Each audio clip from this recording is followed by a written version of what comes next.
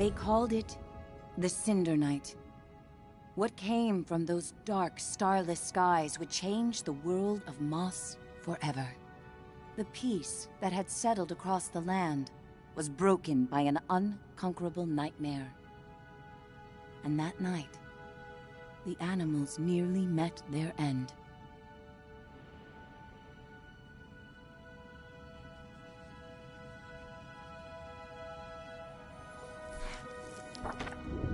First, they killed the king. A winged creature broke from the shadows and plucked him from his royal bedchamber high atop the tallest tower. Next, the serpent Sarfog and the armies of the Arcane tore up from the underworld. They ravaged the castle in search of that which gave the king power beyond understanding. One of the fabled glass relics.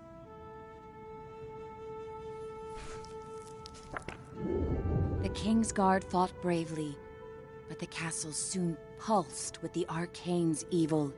Every room was gutted, every statue, tapestry, and adornment hexed. But the glass was never found. Even the reclusive sprites set aside their differences on that fated night. They sent a great champion, empowered by their own glass relic, to challenge the Serpent and its steel army. Meanwhile, Sir Argus, commander of the Kingsguard, led the survivors west through a temple long abandoned by their ancestors and far away from their newly risen enemies. It was an arduous escape. Finally, after passage beneath the impassable mire, they found refuge in a clearing hidden safely in the trees. Argus charged back to join the Sprite champion at the mire's edge. Together, they fought back the Arcane and sealed the temple passage that led to the clearing. But the champion was gravely injured. Clutching his glass, he retreated deep into the forest where he drew his last breath. A large tree grew upon him. It stood many years in watchful duty, safeguarding the glass and awaiting its next hero.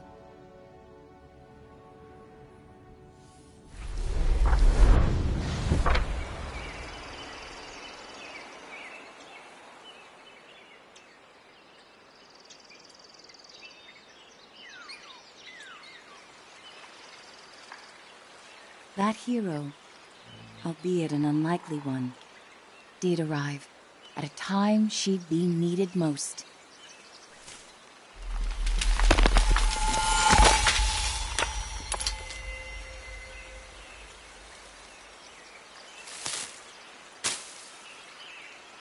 Quill was out adventuring beyond the edge of the clearing. Dusk was creeping in, but she wondered what she might find if she went just a little farther.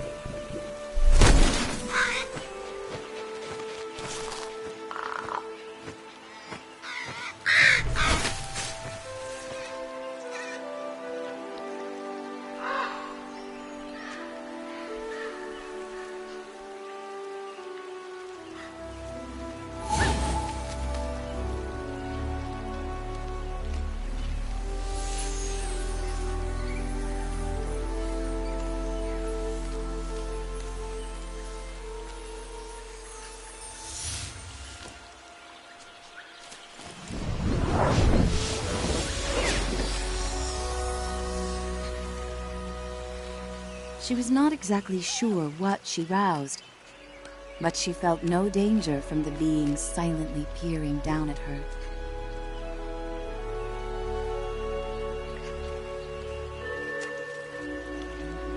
Quill had to hurry. The village gates would soon close, and night would follow.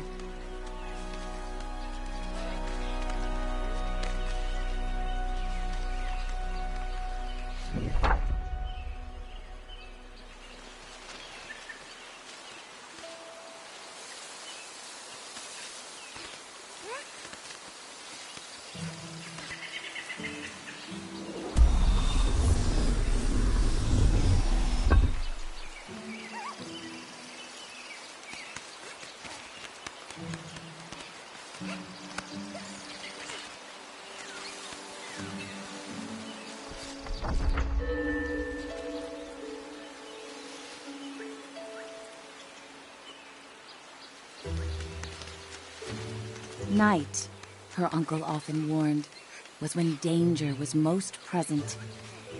But Quill preferred the stories of the magical creatures that woke to protect the forest.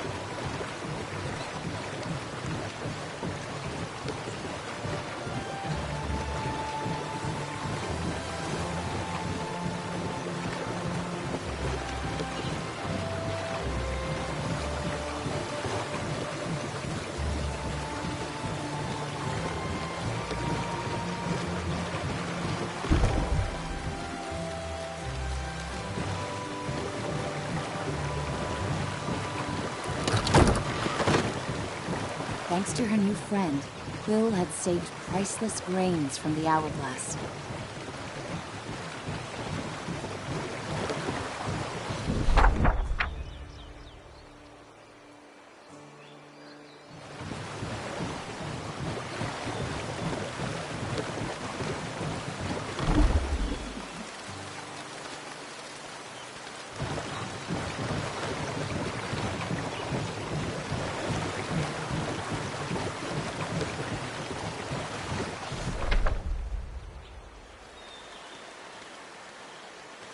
She raced to the door of the cottage she shared with her uncle, hoping once he saw her discovery, he'd lose himself in tales of its legend.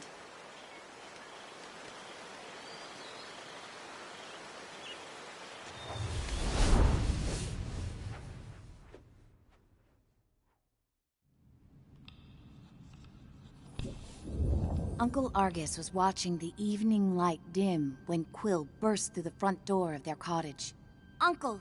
Uncle, there's something you have to see!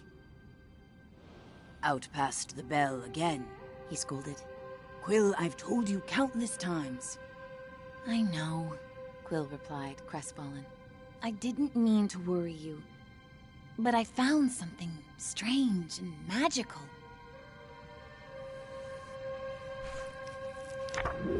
Quill's hands trembled as she showed him the glass. What is it? She asked. A look of panic spilled over her uncle's stoic exterior.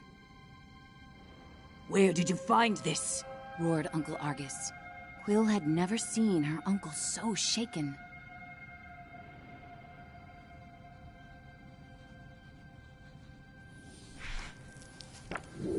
Just west of the clearing, she explained.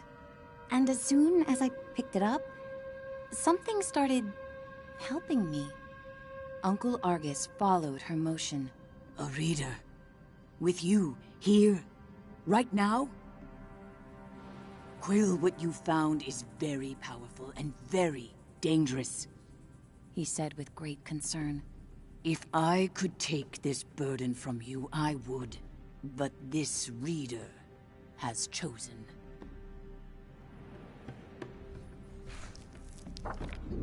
Even with the moon full and bright, I must go right away. Quill pressed. Where are you going? I can help. We can help. No, he snapped. They'll find you and tear you apart. I have to go alone. It is for your own safety and for everyone here in the clearing. His long, heartfelt hug told her he was heading for danger.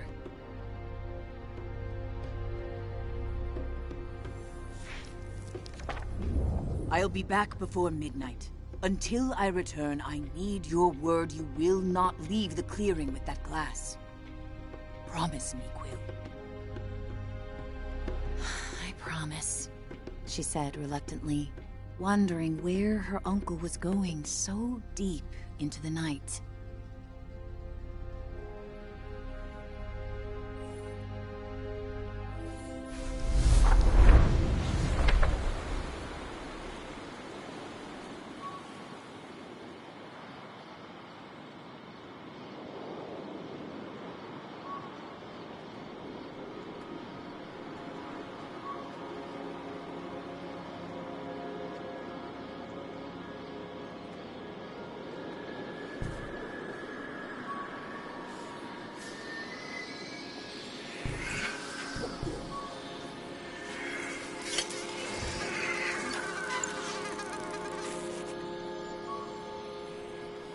Hey, kid! Kid! Wake up! Hey, kid, over here! I know where your uncle went. I can show you. You're twofold now. Very important. Bring that glass, and your sidekick, too. We're going to need them.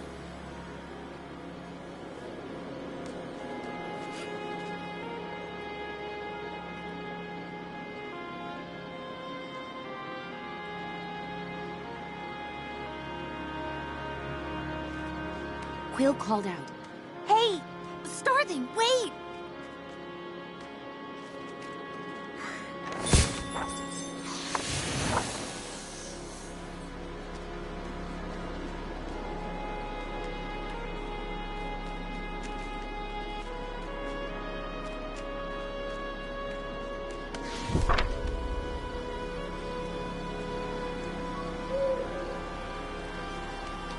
Quill had never met a Starthing. In campfire stories, they often meddled in the lives of mortals.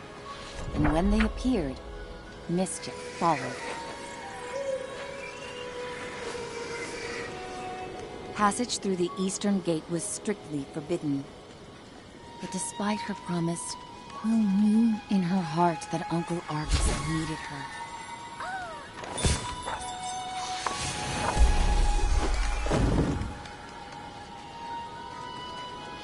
Quill demanded answers.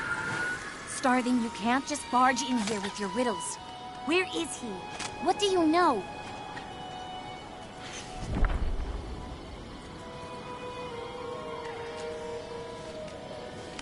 The trouble your uncle's heading for is the kind only you and that silent giant up there can get him out of.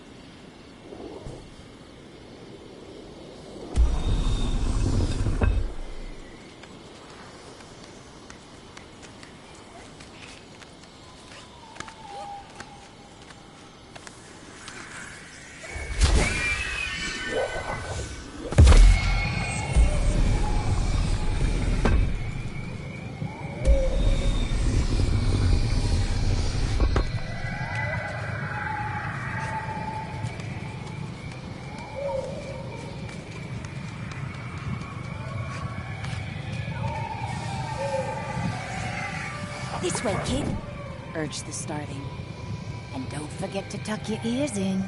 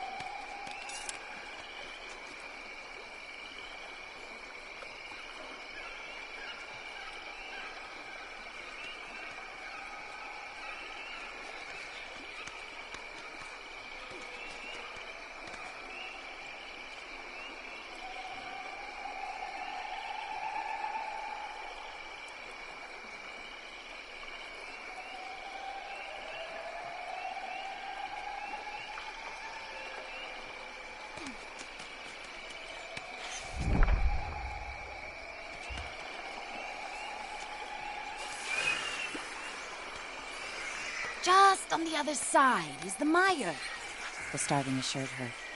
There's a good chance your uncle's still there.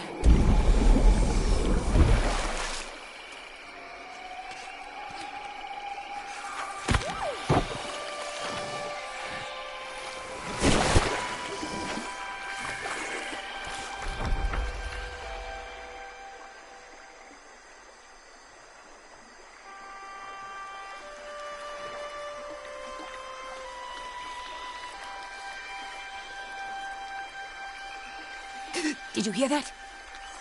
The starling seemed anxious. I've ruffled enough leaves in these parts. I can't be seen with you. I'll catch up with you later. Just don't go and die on me.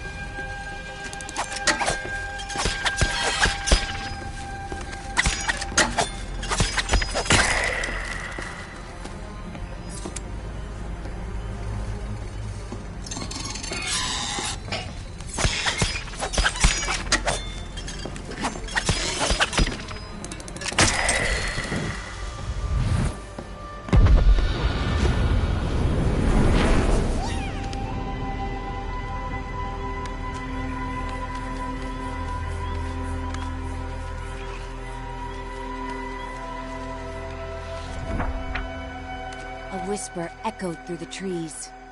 Fought like someone who has stolen our champion's power.